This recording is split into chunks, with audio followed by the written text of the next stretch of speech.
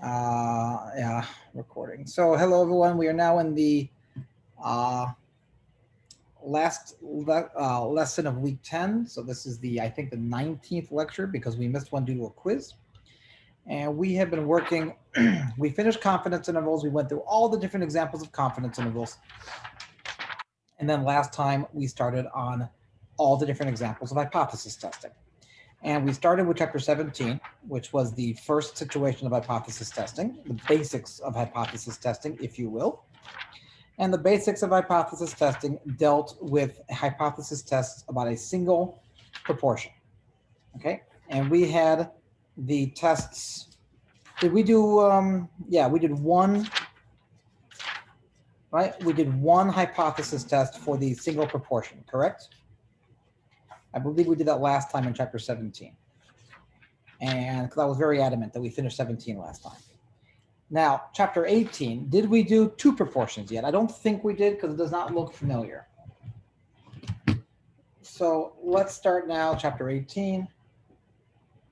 And chapter 18 starts with two proportions, hypothesis tests for two proportions. We did only the large sample for a population proportion. So there is a small sample for a population proportion, but I didn't see it in chapter 17, which means one of two things occurs. Either it's in a later chapter, in which case we'll do it later, or this book does not even do it, in which case you're not responsible for it. I guess we'll see. Okay, so chapter 18 is hypothesis testing for two proportions. And what we're interested here in hypothesis testing for two proportions is essentially, are two proportions equal? Is one larger than the other? Is one less than the other? What would be an example? Suppose you're an avid basketball fan and you love the Lakers because you live here in Los Angeles, so you have to be a Lakers fan, or I guess a Clippers fan. But you're a Lakers. Oh, she's 3.5. Hold on.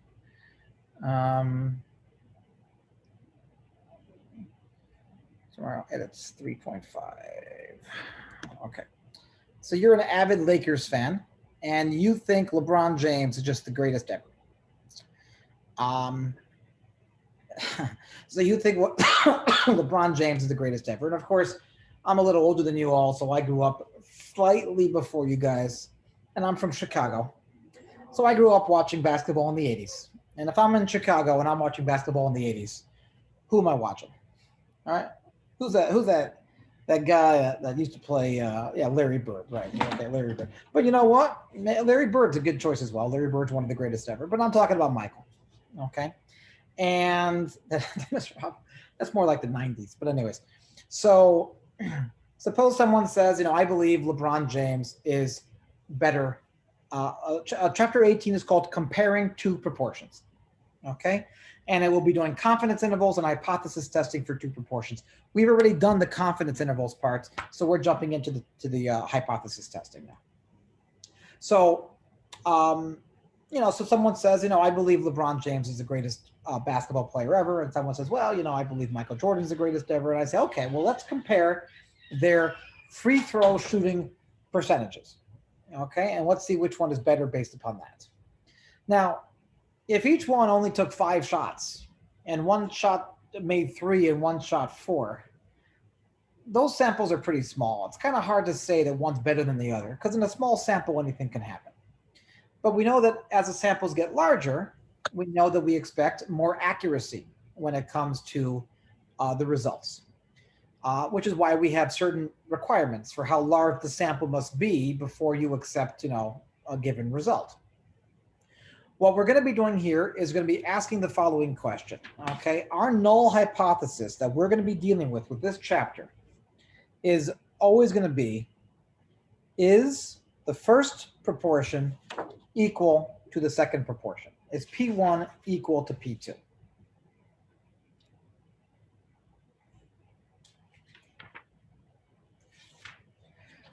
Now, if P1 is If the null hypothesis is not correct, then what are the three possibilities for the relationship between P1 and P2?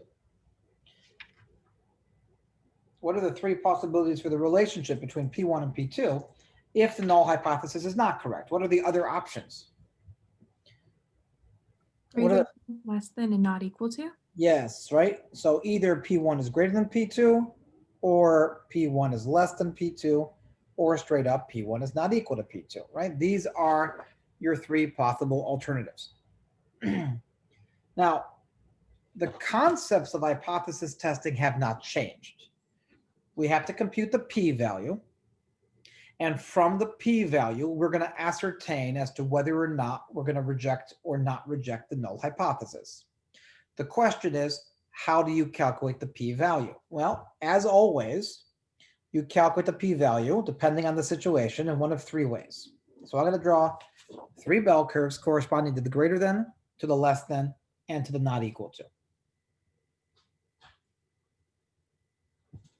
Now, if P1 is greater than P2, so that P1 minus P2 is greater than 0, essentially that's the same thing, P1 minus P2 is greater than 0, then would I expect to get a result on the far right or the far left of my distribution?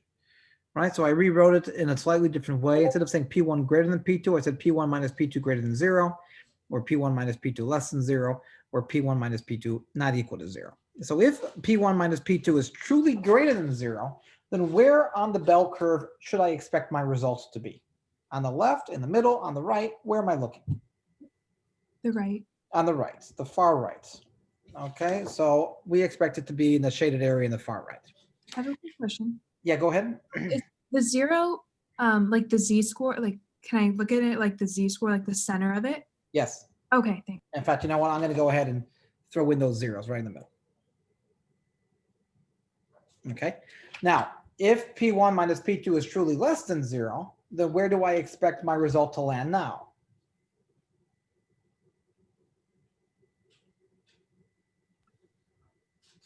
On the far left, right? So in that case, result on the far left would make me conclude that the null hypothesis was not correct, and I would reject it. And if P1 minus P2 is not equal to 0, then where would my results have to be before I can say, yeah, I'm going to reject the null hypothesis? Both sides, right? Both sides, right? On the far left or the far right in that case. Just outside.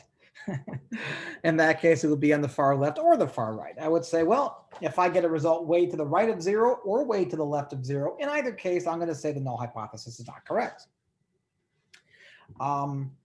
So the cutoff points in all of these cases,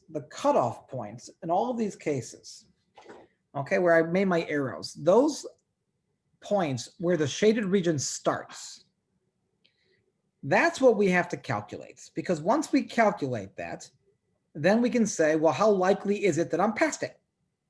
How likely is it that I'm to the right or to the left of those points? So before I can calculate my p-value, I have to calculate what is called my test statistic. My test statistic is the value that I calculate first to determine the likelihood of being past it. Because the likelihood of being past it, that's my p-value. So I can't say what the likelihood of being past it is until I know what it is, and that is my test statistic. So when it comes time to prepare for two proportions, the test statistic is as follows. It is P1 hat minus P2 hat. Have we used that symbol hat before? Have we done it in this class? I think we have. I just want to make sure. Have we done it?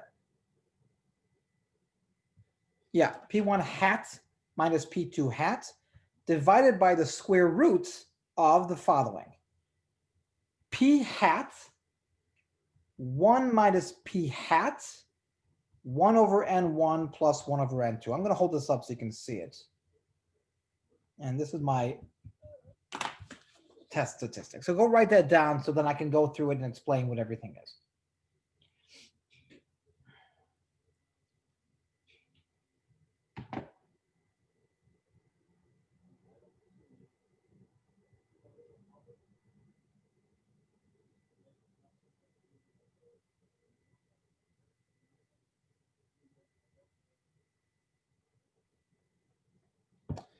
So what do you think P1 hat is here? Hold it up again. Sure, sure.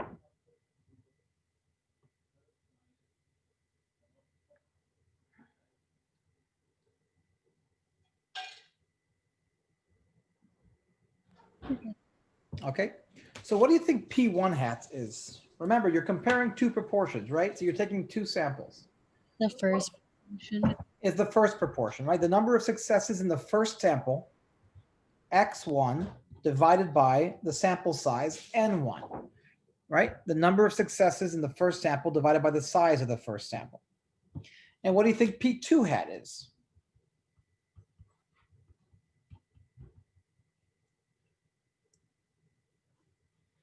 What do you think P2 hat is? The second proportion sample. The second proportion sample, the second sample proportion, which is the number of successes in the second sample divided by the size of the second sample. Seems reasonable so far, correct? But there's one more thing in this formula that's a little confusing, which is what? What do I have in my formula that is not so obvious what it's equal to? Z. Well, Z is what your Z is the Z score, essentially. It's your test statistic. That's what you're calculating. So Z is just what the numbers on the right give you. But in order to calculate the numbers on the right, I have to know what everything is. Do I know what everything currently is? We don't have the p hat without a number underneath it. Just Right. Well, the question is, what is p hat? Okay, P1 hat is the first sample's proportion. P2 hat is the second sample's proportion. What is p hat? What is that referring to? How do I calculate that? So can anyone venture a guess as to what they think that is? Isn't p hat the average of the proportion? Close. Good guess. Certainly good guess, but that's not correct. Okay, good guess, but it's not correct. Is p hat like you actually? So you haven't done the experiment for hypothesis testing? No. Any hat is after the experiment has been done. P1 hat is the first sample's number of successes divided by the sample size. P2 hat is the second sample number of successes divided by the sample size. So p hat is what is the question? Can anyone venture a guess? Even with no basis behind it, just, venture a guess. I don't mind. Even if it's not correct, it's okay. I was wrong once before. It was in 2011, I think. So it happens. It happens. So anyone guess what p hat is?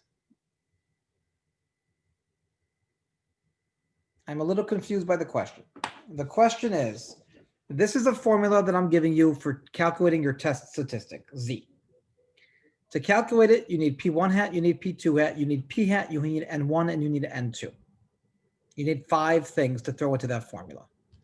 N1 and N2 are the first sample size and the second sample size. You're given those.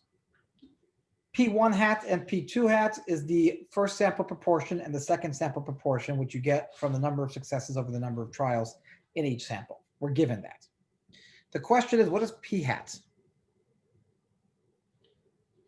So the test statistic is the number that cuts off the shaded region. Okay, the test statistic is essentially your value so that we can calculate how likely it is that you're past that value. Okay, we're calculating that value. So we want to know how likely is it that I'm past it. If I get a Z of like 0.3, which is very close to 0, it's very likely that I'm past it because there's lots of room over there. And I'm not going to reject the null hypothesis. But if I get a Z that's like 7, which is way out there in the tiny little corner wing, and I say how likely is it that I'm past it, it's minuscule. In that case, my p-value is going to be very small, and I'm going to reject the null hypothesis. My question is just from a purely plug-in numbers standpoint, what is p hats? Welcome, Giovanni. What is p hats? So the answer is, remember what we're doing here. We are working under the assumption that the null hypothesis is true. Yeah, but which proportion, Sydney, is the question. Which proportion? So we are working under the assumption that the null hypothesis is true. If the null hypothesis is true, what do we know about P? What do we think we know about P1 and P2? If the null hypothesis is true, what's the relationship between P1 and P2? That they're equal. And if they're equal, why are we looking at these two samples from two different sample sizes? Why are we looking at these two values from two different samples? Let's combine them all together into one proportion. So P hat is the combined number of successes divided by the combined number of trials. So would it be an average or no? Well, it's only an average if the sample sizes are equal. If the sample sizes are not equal, it's going to be weighted more towards one versus the other, which is why you just plug things into the formula and do it this way. You calculate number of successes and you divide it by number of trials, and bam, that's your answer.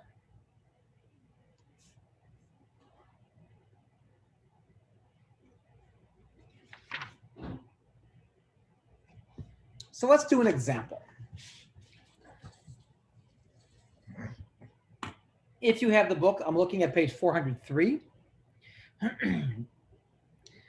So there's a picture here of George Bush from September 1st, 2005.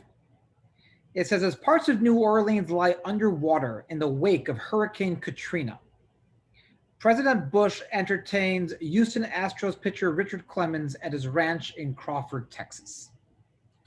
That's what the picture is labeling. New Orleans is underwater, and he's going and he's having a good time at his ranch, the President of the United States. The political event depicted in the figure was remembered by about 31% of those surveyed, despite the fact that it never actually occurred. Okay, despite the fact that it never actually occurred. In 2010, a magazine surveyed 5,000 readers regarding their perspective on several past political events and their memories of those events.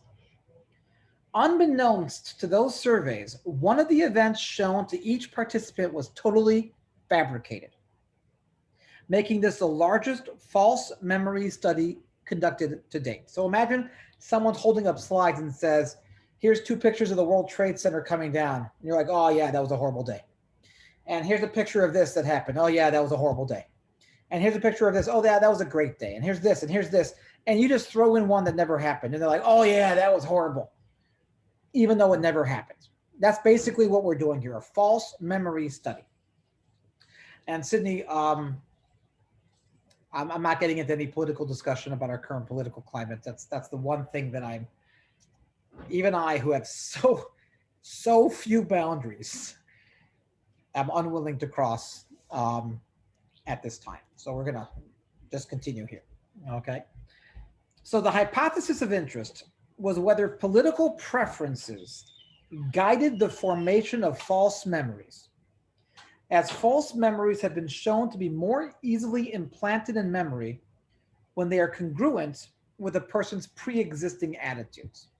So if you hate, for example, even though I'm not making my own opinions known or I'm not bringing it up, if you hate the current president and someone shows you a picture and says, see when he went to do this over this, when this was happening, you're like, oh yeah, that was horrible. The question is, did it actually occur or not? Or you just say, I hate this person so much that I'm just gonna misremember what went on. That's essentially what's going on in this diagram. So this figure was viewed by 616 participants who categorize themselves as progressives. So in the progressive category, 616 people were shown this picture. Now that 16 would be labeled as what in the context of the problem that we're working on? What would be my symbol? N1, excellent, the first sample size. And 49 participants who categorize themselves as conservatives. So my second category is that of conservatives. And 49 participants were shown this figure. What is that 49 referring to? That's my N2, right? So far I have that N1 equals 616 and N2 equals 49.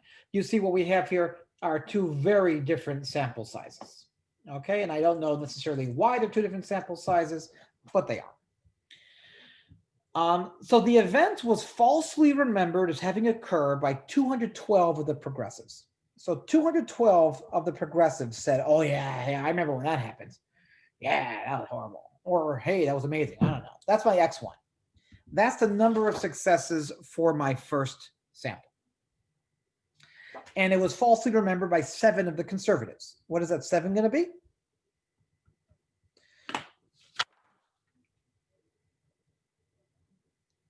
That's going to be my X2, right? So this is my data so far. And the question is, are the progressives or the conservatives more or less likely? Well, here, I'll read it. How strong is the evidence that a larger proportion of progressives have a false memory of this event than conservatives? Now, I'll just have you know, I have no idea what a progressive or a conservative or a liberal or any of these things are. I know the terms Republican and Democrat. That's about the limit of my political understanding. It's just not something that I'm interested in. Would a progressive be Democrat or Republican or a conservative? Which one is which? Or are they two different things? I don't even know. I assume that they're kind of synonymous with one or the other. My dissertation. Progressive is more Democrat. Okay, I'm going to put a little D on top of progressive for Democrat, and I'm going to put a little R for Republican for conservative. I don't know the exact things, but it'll help me in my mind keep it straight. So I just labeled as D and R. If those are not correct, I'm sorry, but those are, this is my data. And the question is, are the progressives, i.e. the one on the left, the first sample, more likely to have a false memory of this event than the conservatives? Okay, so what is my null hypothesis here? And what is my alternative hypothesis here? I'm testing to see whether or not the first proportion is greater than the second proportion, right? So what is my null hypothesis? What am I testing against?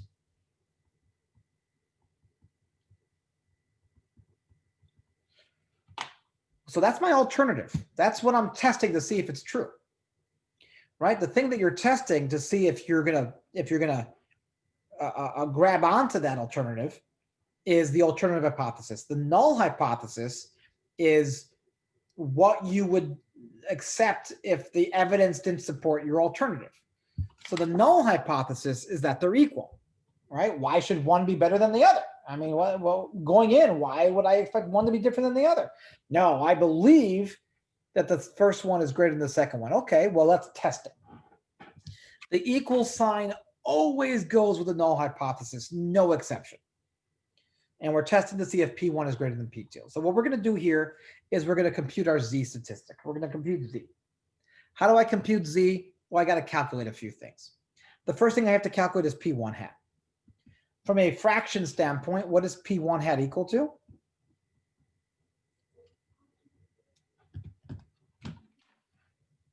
From a fraction standpoint, what is 212 over 16? Excellent. So 212 over 16 is a fraction. And from a decimal standpoint, it's about 0.344. What is, from a fraction standpoint, P2 hat equal to?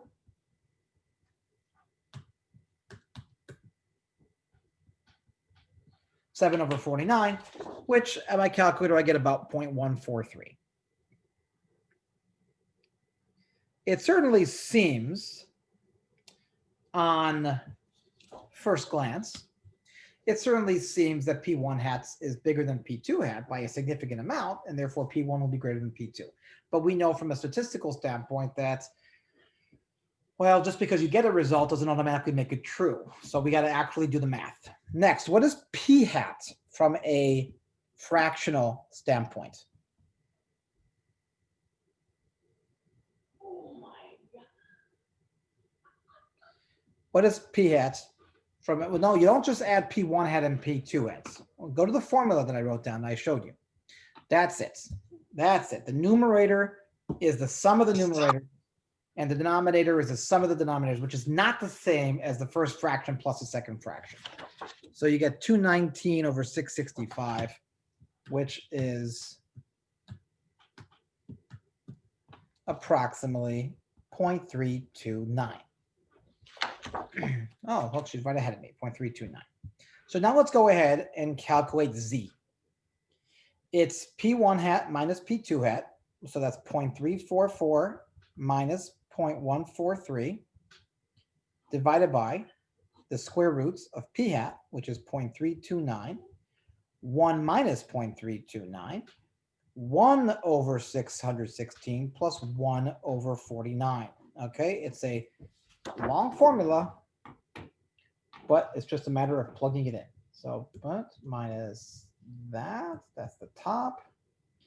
And then on the bottom, I have that times parentheses 1 minus that times parentheses 1 over 616 plus 1 over 49.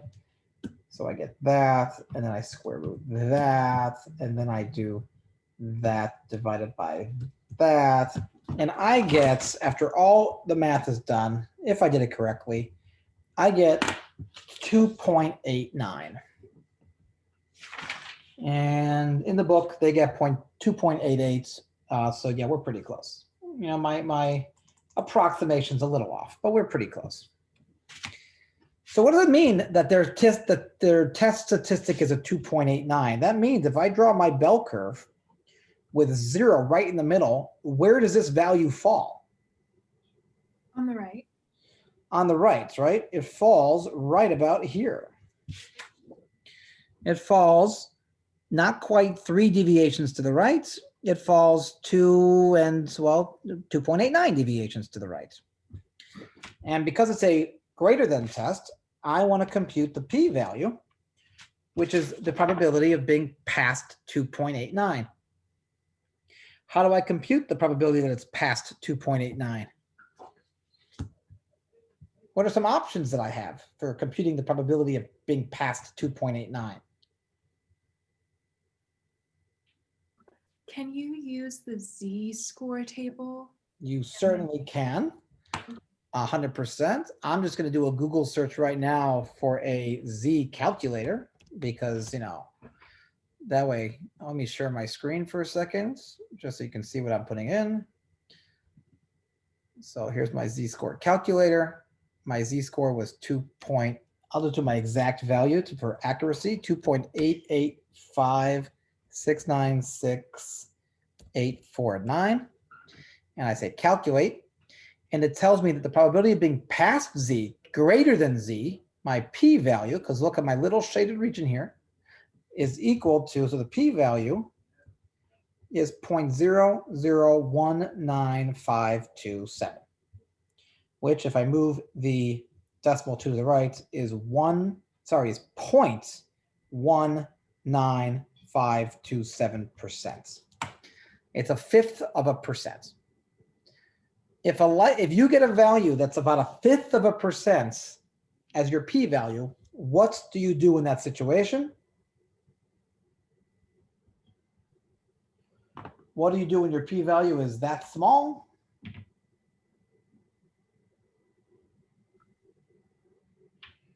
You reject the null hypothesis. So the data certainly suggests that progressives were more inclined to misremember this result than conservatives.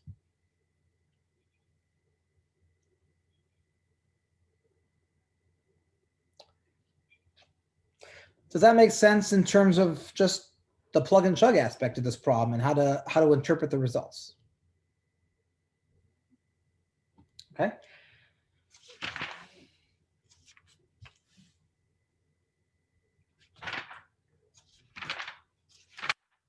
Okay, now, this is what you do when the samples are fairly large. How large must the samples be to use this approach? Well, the book gives you a guideline and says use this result when the number of successes and failures are each 5 or more in both samples. Okay, so use this when there are greater than or equal to 5 successes and failures in each sample. Okay, so what we just did, we use when there are when there's at least 5 successes and failures in each sample.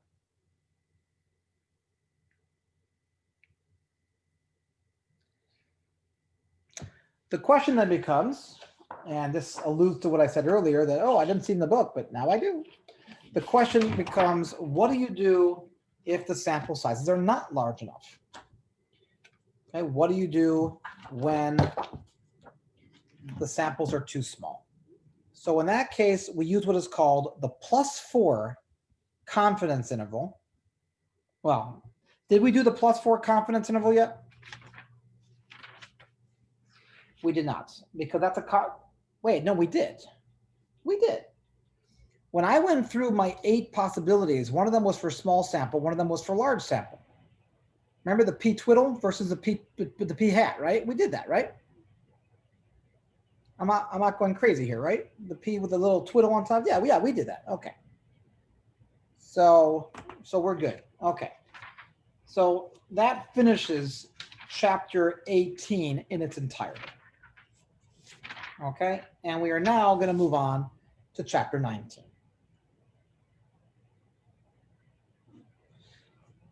Chapter 19 is called the sampling distribution for a mean. The sampling distribution for a mean. And again, we've talked about some of this. We're just kind of going through it again and being more and more systematic about it. The sampling distribution for a mean. Okay, so let's just recap what we have so far. We have 8 confidence intervals. Sample mean, sample proportion, 1 sample mean, 2 sample means, 1 sample proportion, 2 sample proportions. Do we know sigma? Do we not know sigma? And is it a large sample? Is it not a large sample? So amongst all of that, we have 8 different confidence intervals. At this point, how many hypothesis tests do we have? We have the one that we just did, which is for 2 proportions. We obviously did one for 1 proportion. Have we done any hypothesis tests yet for means? I don't think we did. I think all we did so far are the 2 hypothesis tests for proportions. Okay, so now we need to do hypothesis testing for means. How many means? 1 mean or 2 means? When you know sigma, when you don't know sigma. Like all the different situations that we did for confidence intervals, we got to do now for hypothesis testing. So we're going to have a few concepts here. And we're going to start with what is called the law of large numbers. The law of large numbers. The law of large numbers is a statistical result. It can actually be proven mathematically. Okay? It can actually be proven mathematically.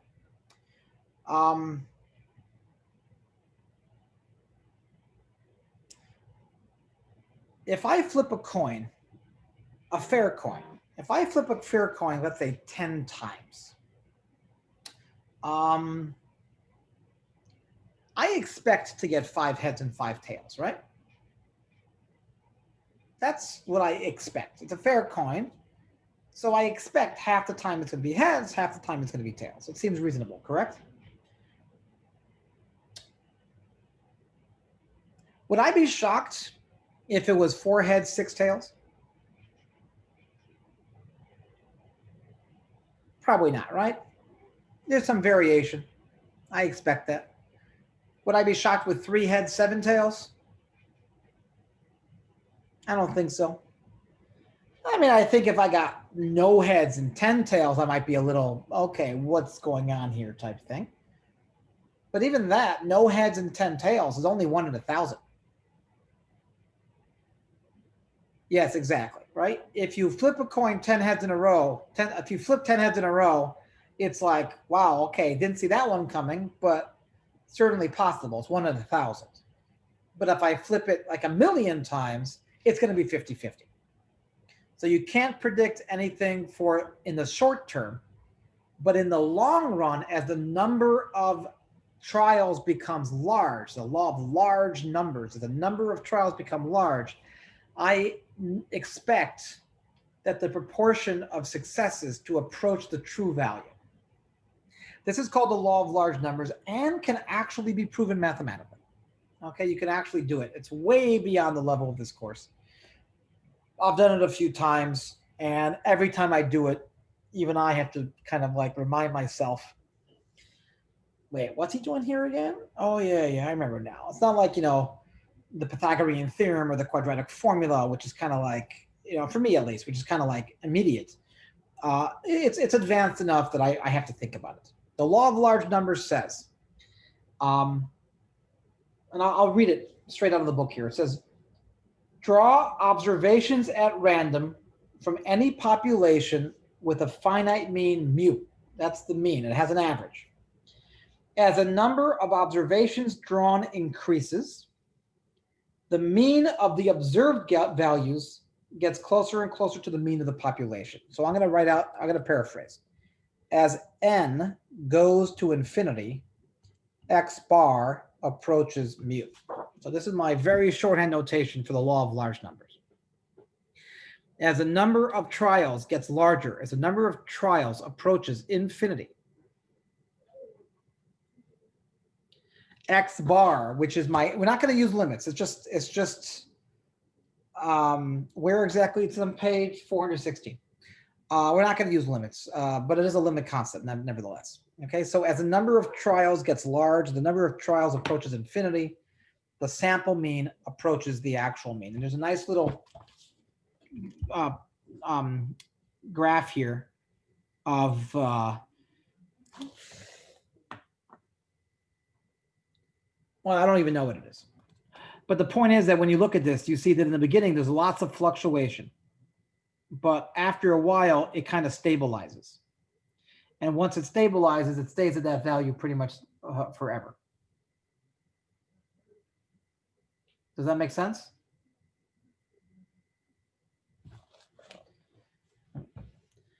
My sheets? Oh, I can show my sheets.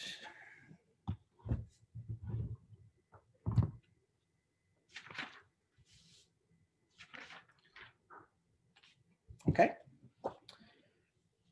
Yeah, we definitely did this because we did it when I thought we were synonymous with the other class. So I know that this is a lot of repeat. This chapter is actually very small. Okay. So if, here's a new concept. If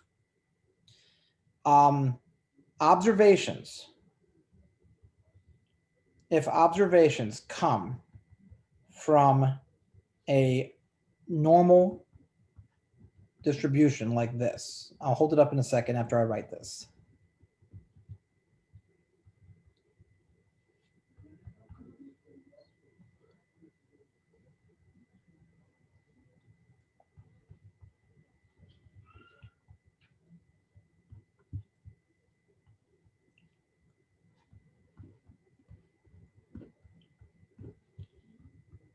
And you should write this down either word for word or as close as you can. Okay, it says if observations come from a n of mu sigma distribution, that means a normal distribution with mean mu and standard deviation sigma, then x bar, the sample mean, assuming it's an SRS of size n, has a normal distribution as well, the same mean, but the standard deviation is smaller. You divide the original sigma by the square root of n.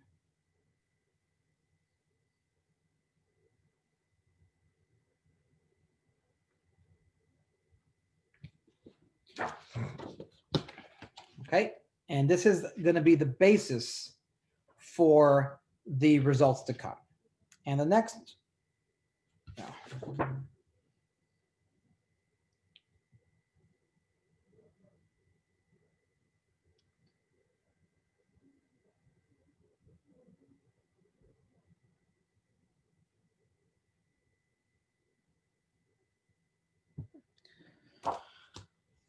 the next result is called the central limit theorem, one of the most important results in all statistics, the central limit theorem. It says as follows: draw an SRS of size n, size n from a population with mean mu and standard deviation. I'm going to hold it up again in a second. 1 second. Deviation sigma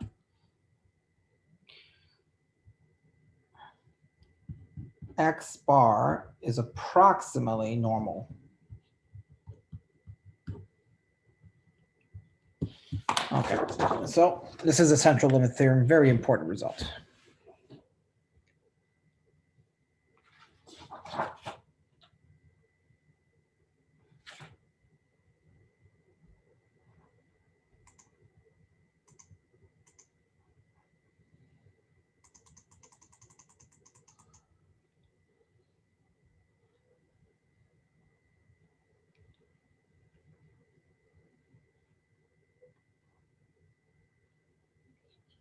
Okay.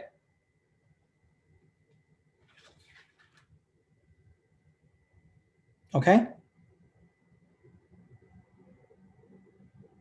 Oh, my hands are getting tired, so I hope it's okay. What this says is that if the population is not normal, then X bar is still at least approximately normal with the same mu and sigma over the square root of n. And this gets better as n goes to infinity. Okay, so this gets better as n goes to infinity, essentially means that the larger the sample size, the better the approximation is going to be.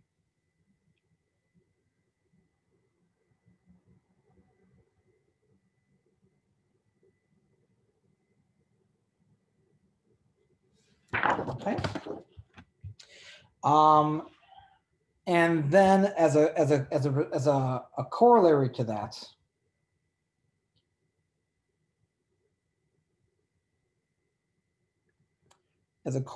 we have the following. I'm going to write this down as well. Suppose a population has two outcomes. One equals success and 0 equal failure. Sigma equals the square root of P1 minus P. So P hat is approximately normal. Okay. And that's the last one for this chapter.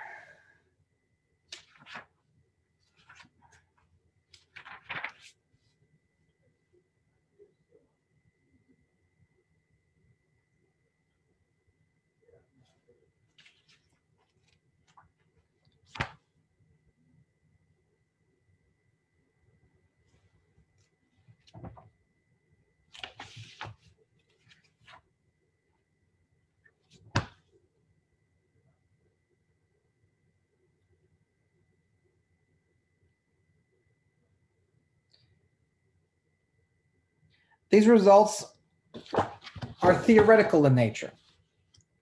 At the end of the day, you don't really need them, but they help explain why the formulas that we use are the formulas that we use.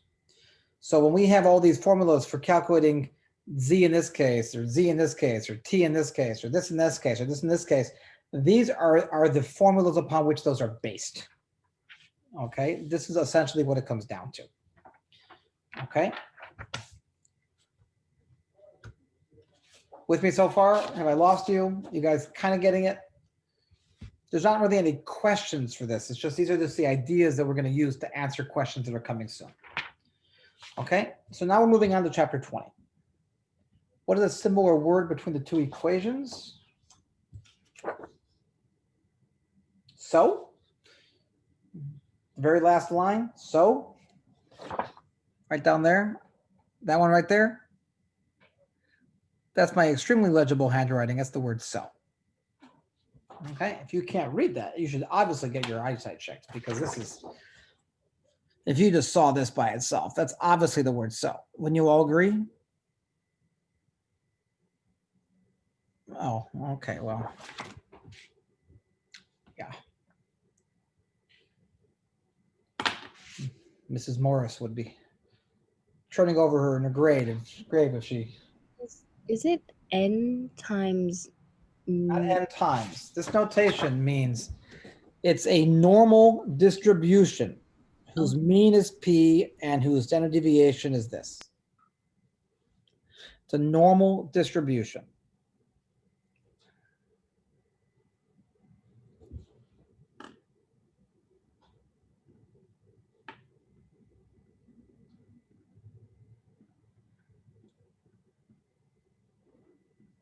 Yes, no, maybe so.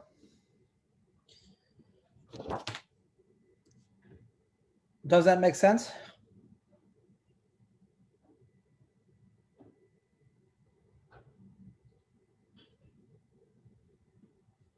Okay. So let's talk about some more hypothesis. This is chapter 20 now. And we'll do more hypothesis testing scenarios. So we'll do the one sample t-test. The one sample t-test. Okay, this is the one sample t-test. What's the difference between the z-test and the t-test?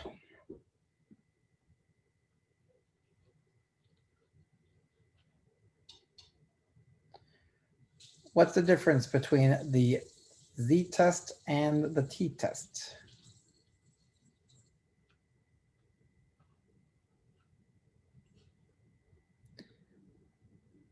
T is not as accurate. That's true. The reason why T is not as accurate is because we don't have enough information like we do with Z. What are we missing with T that we aren't missing when we use Z?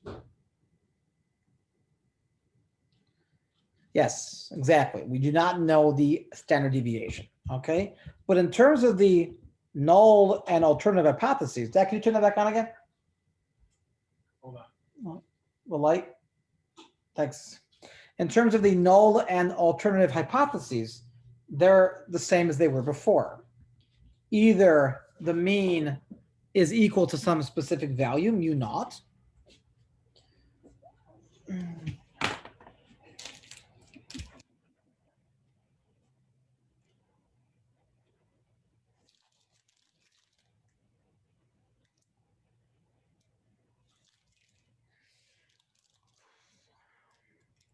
You guys remember those meals that I had back in the beginning of the semester? Remember that? Spain? Yes.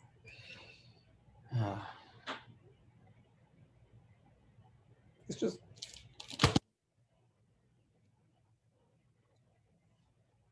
When did I ever get it to be this bad that I have to do this? That's the problem. All right. So the mean is equal to a specific value, mu naught. And what are the three possible alternatives? Yeah.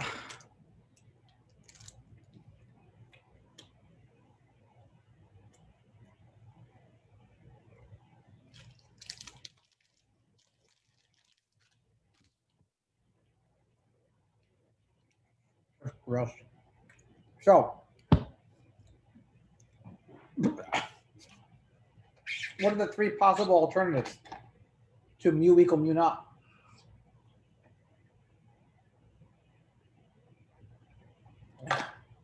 Excellent. Either mu is greater than mu naught, mu is less than mu naught, or mu is not equal to mu naught. And if I draw three bell curves with 0 in the center of each,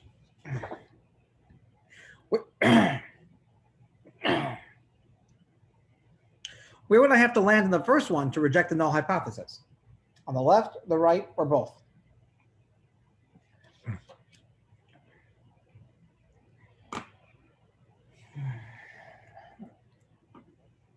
where would I have to land in the first one? If my alternative is that it's really greater than mu naught, I have to land on the right. How about the second one? If my alternative is really that it's less than mu naught, where would I have to land? On the left. And if it's really not equal to mu naught, where would I have to land? Outside? Oh, no, both. Okay, so either the left or the right side.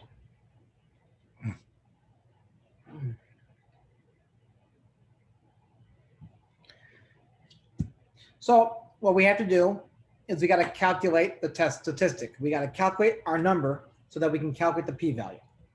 In this example, we use the letter T for the test statistic, not Z, because this is a t-test. And it's equal to that.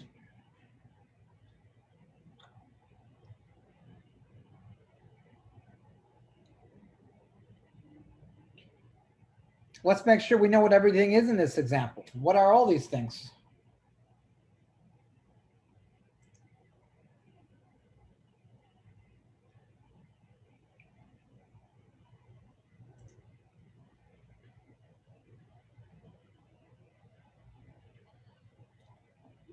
What is X bar?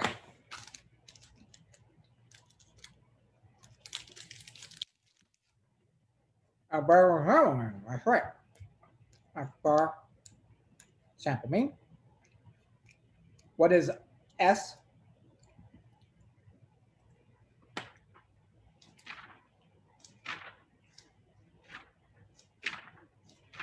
What is S?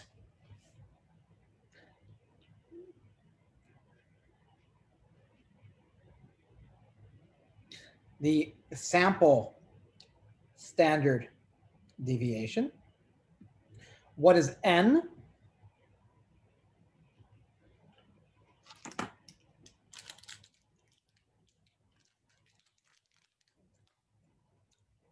Number of trials or the sample size. And what is mu naught? What is the last thing? Mu naught.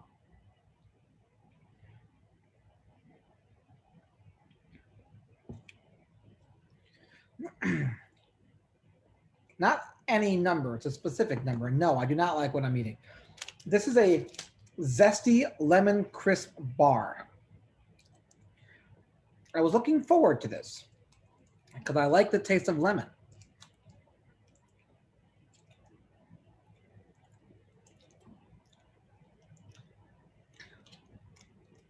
This sucks.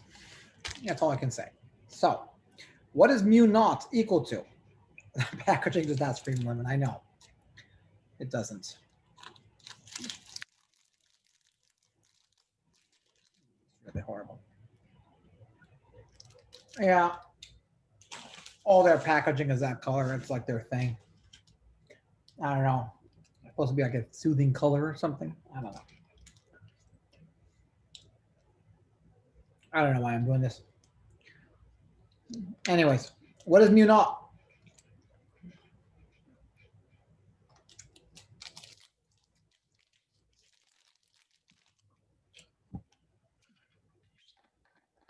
Tell me about it. Come on. Mu naught, what is it?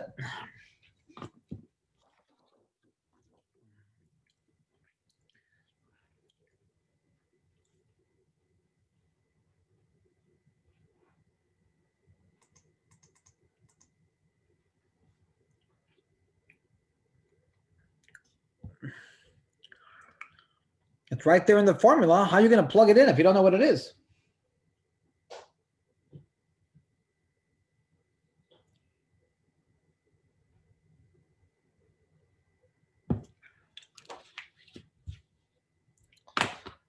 Is anyone here?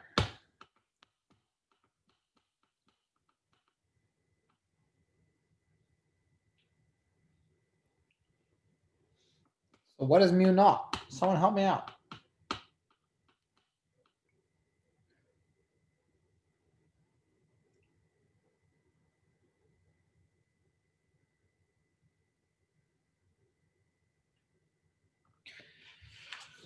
Mu naught is your assumed value according to the null hypothesis. The null hypothesis says that mu is equal to mu naught, some value. Whatever that value is for this problem, that's what you're going to put here. So you'll be given that. That's what you're testing against. You don't get it from a table. Mu naught is given. It's the assumed mean under the null hypothesis. So let's do an example. This example is on page 443.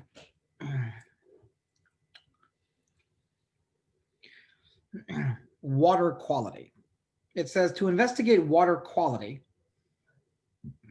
some newspaper took water samples at 20 different swimming areas in the state. Those samples were taken to laboratories and tested for fecal coliform, which are bacteria found in human and animal feces. If I already could not get this food down, I'm not sure how I'm going to do it now.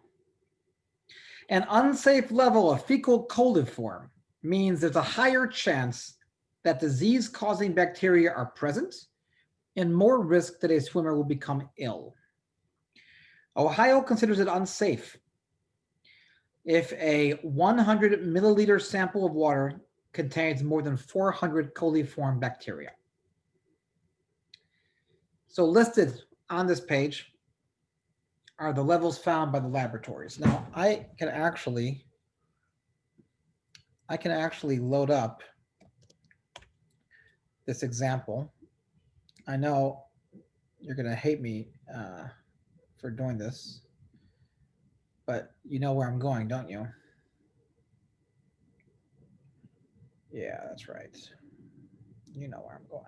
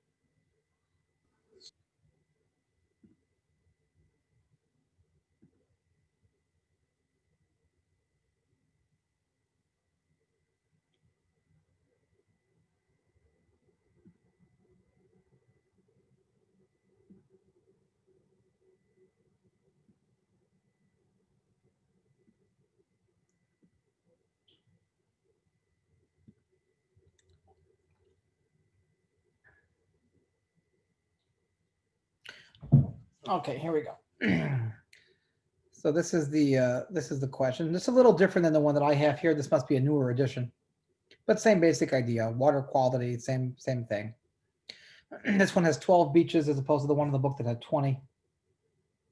But essentially, so this website considers it unsafe if a 100 milliliter vial of water contains more than 88 coliform bacteria. So the details are a little different.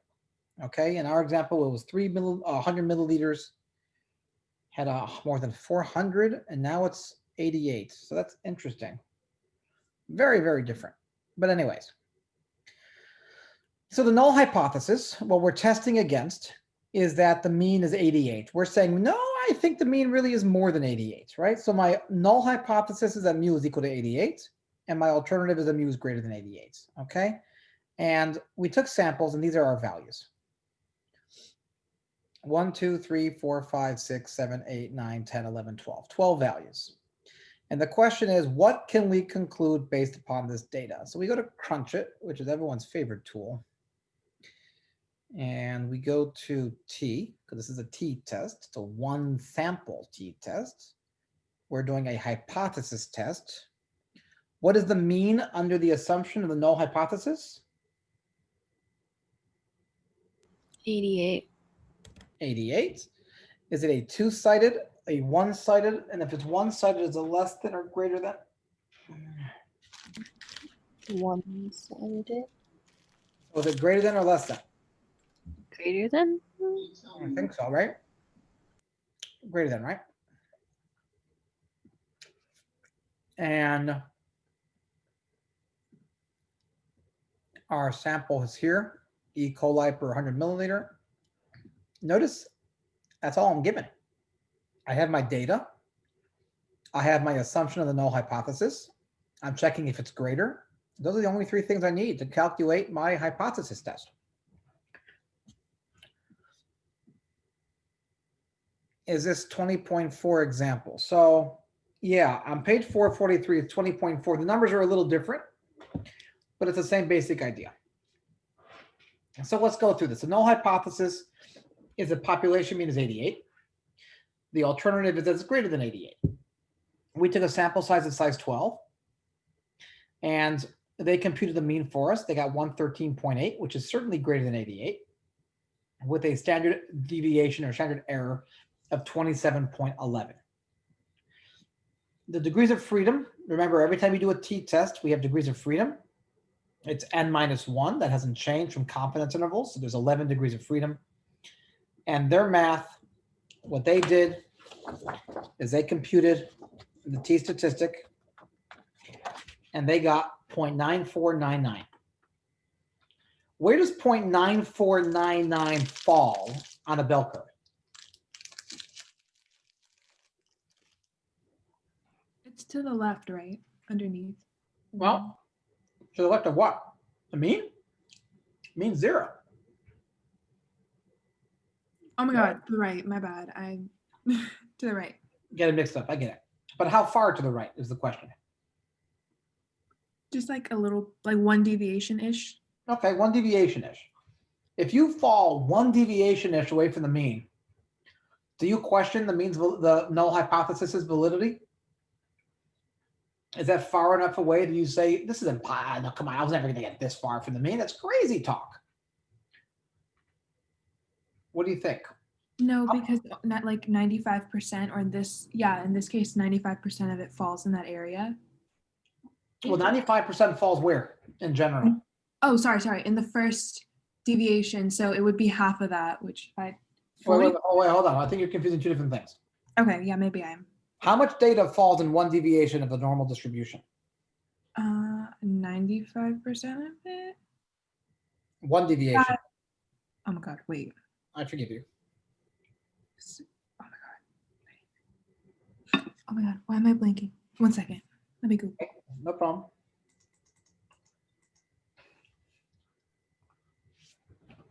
No problem.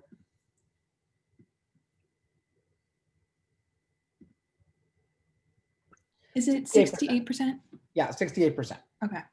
1 deviation is 68%. Now you fell roughly 1 deviation to the right. So you fell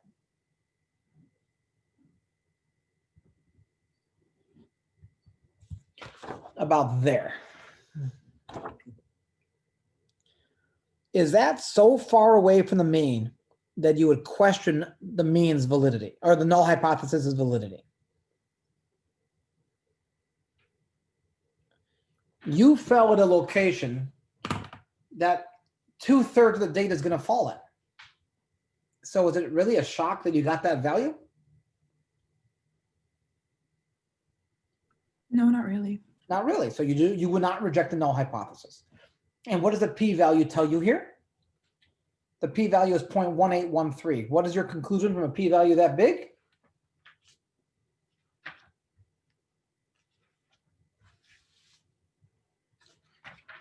What do you conclude? That you do not reject the null hypothesis, because remember, we only reject for small p-values. We do not reject for big p-values. And this p-value is not small. It's more than 5%. As a general rule, 5% is the cutoff. Does that make sense? Yes, no, maybe so? Anyone? Yeah. Yes, okay. All right, so we finished chapter 18 and 19 today. We did most of 20. We're going to finish 20 and 21 next time. Okay. The test will be up until 21. The test will be up until 21.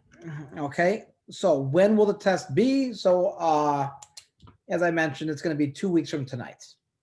Okay, and it's going to cover confidence intervals, hypothesis testing, and all the other ancillary ideas like what's 2 weeks from today? November 12th sounds about right. Yeah, it's right before Bernadette's birthday. So that's a great birthday present for her. She's going to be very excited. She might not express that, but we know the truth. So yeah, so essentially we're going to finish everything that we need for it on Tuesday of next week. And we got to keep moving forward. There's still more to do, but we're actually relatively close to finishing, which is really nice. Confidence intervals and hypothesis testing. There's lots of chapters on them, but they're really just two ideas. And if you understand the two ideas and you know which formula to plug in at various times, it's really just lots of redundancy. And hopefully you'll see that in the homework. You'll see lots and lots of redundancy so that you really get these things down. But I'm going to give you a solid 2 weeks to prepare from today. So I'm going to put up the homework for 18 and 19. And 17, I think, has been up for a while already. And then next week, I'll put up 20 and 21. I'll even put up 20 and 21 this weekend just so you can get started on it, because maybe you'll be like, oh, I got this stuff down. This is not a problem. And if not, do it later. That's okay, too. But yeah, that's basically it. So are there any questions on what we did today? Yeah, Professor, I had a question. Sure, go ahead. The last question we did, the t-value was 0.9499, which means we were not surprised. Like we just said something how like we're not surprised about. Yeah, because getting a t statistic of about 1 means that I fell 1 deviation to the right of the mean. 1 deviation to the right of the mean is not so far away that I'd be like, how did that happen? Because 68% of the data is going to fall in that range, right? So a full third is going to fall past me. If a full third falls past me, why would I be surprised that I got that result? There's lots of results that are past that. Oh, so since it's only like it's so close to the actual mean. It's close to the hypothesized mean under the null hypothesis, right? The null hypothesis says that the mean should be 0. And we got a value of 1, which is 1 deviation away. Because we only got 1 deviation away, that's not really that far away. Okay, thank you. Does that make sense? Yeah. But at the end of the day, it's the p-value that you should be focusing on. The p-value is the one. When you look at the p-value, small p-values reject the null hypothesis. Non-small p-values do not reject the null hypothesis. Right. Our p-value is 0.18. So something that large, we do not reject the null hypothesis. There's like an 18 to 20% chance of getting that result. That's not crazy. Does that make sense? I hope it makes sense. I hope it all makes sense. I hope as you do the homework, everything makes sense and you all do amazing and you decide to live lives of religious fulfillments or whatever it is that you do in your free time. So we will call it here for the day. I'm going to stop recording.